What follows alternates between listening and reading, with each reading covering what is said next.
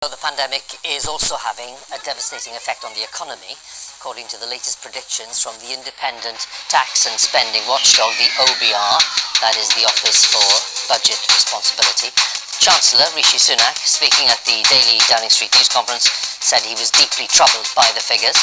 The OBR warns that if the lockdown lasts 3 months, with another 3 months, let's say, of partial lifting, the UK economy could shrink by 35% between April and June this year, before a likely recovery, they say. In the model, experts predicted unemployment could rise to 10% of the working population. That would be more than double the current unemployment levels and amount to a rise of 2 million jobless people. Our political editor, Laura Ginsberg, picks up the analysis. Stuck on the shelf, stuck without trade. The shutdown's draining life from Chris Norcott's cider business, from the whole economy too. We have a warehouse full of cider that we cannot sell, and we are funding the short-through through internet orders that come through into our business from our website. This is currently our only source of income. Coronavirus presenting the government not just with a health emergency, but a decades-defining downturn. These are tough times, and there will be more to come. But we came into this crisis with a fundamentally sound economy. People are, of course, devastated by the numbers of people losing their lives, but tonight, with warnings of 2 million extra people unemployed, people are also desperately worried about their jobs. If you can level with people, do you think we will be feeling the costs of this crisis for a generation? I also, when I see these numbers, deeply troubled. And as I've, I think, consistently said when I've been at this podium and elsewhere, this is going to be hard.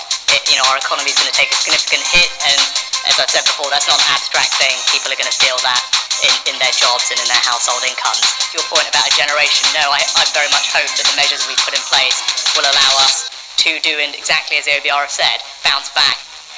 When the shutters roll up, the car parks fill again and the closed signs flip back over, the report suggests the economy could recover fast. But with 2 million extra people potentially out of work, Labour fears today's predictions.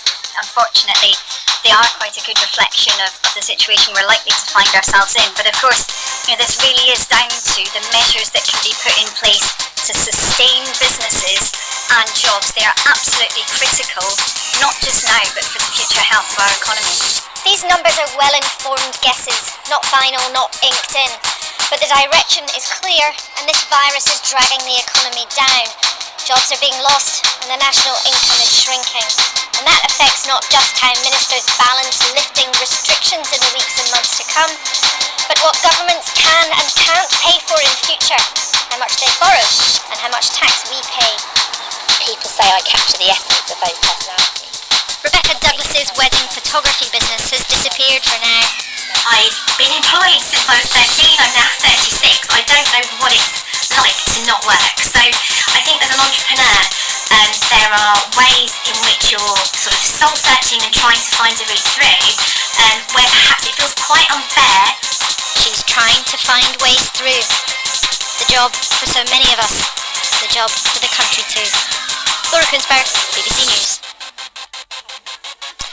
Well, the potential damage to the economy is not just a short-term threat. There will certainly be a longer-term impact as well. Our economics editor, Faisal Islam, has been looking in more detail at the latest forecasts. A month down the road, and still surreal seems a closed country. The cogs of the economy paused to give space to protect public health. But it's not without its own cost, and today the government's own internal forecaster set out what that could be if these scenes last for a further 2 months. The numbers are huge. Britain's economy could shrink by 13% in 2020 in the case of a 3-month coronavirus lockdown. That would be a far larger contraction than seen during the financial crisis over a decade ago, the world wars, and the only precedent is the depression of 1920 to 21. Although there is a bounce back, it won't be, under their scenario, until next year. This means permanent damage and government borrowing at 14% of the size of the economy, the highest since World War II. If you were to see the sort of decline in GDP that we think would be consistent with a 3-month lockdown, then you wouldn't have seen a quarterly fall in the economy like that in living memory. The hope, though, is that that is going to be a temporary rather than a permanent problem, and that we don't end up scarring the long-term potential of the economy. These scenarios are worse than the gloomy global forecast of the International Monetary Fund. This is something that we haven't seen any of our lifetimes.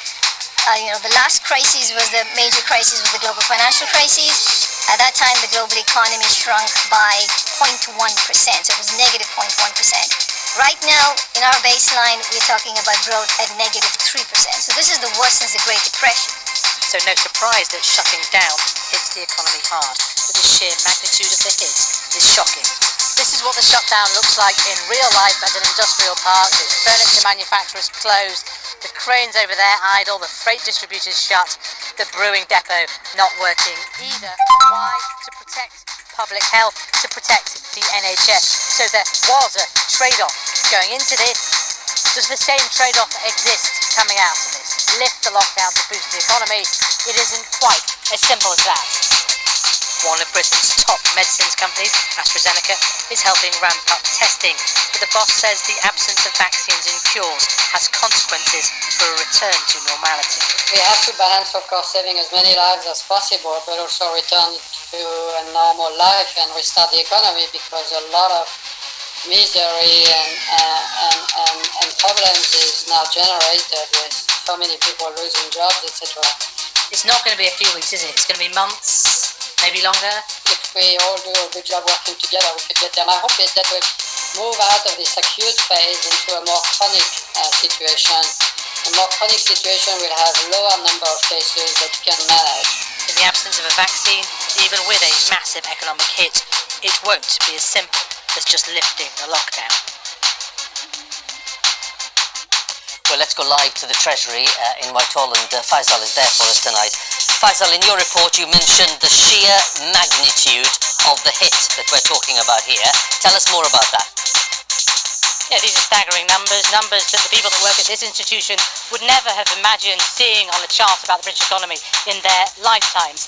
2 months ago, a fall of 1/3% over 3 months would have been seen as pretty bad. This is about 1/3 of the entire economy. And yes, there is a bounce back, but the overall impact over the course of the year is an economy about 1/7 smaller, with consequences for jobs, consequences for public borrowing too. And so it's important that even these grim numbers, underlying that is a strong bounce back. In order to get that, you need to get the Treasury's rescue money out into the economy. You need to get some sort of handle over the health crisis, and you need to provide confidence to workers and consumers. You won't get that if the lockdown's lifted prematurely. Faisal, thanks very much indeed. Again, at the Treasury, Faisal Islam, our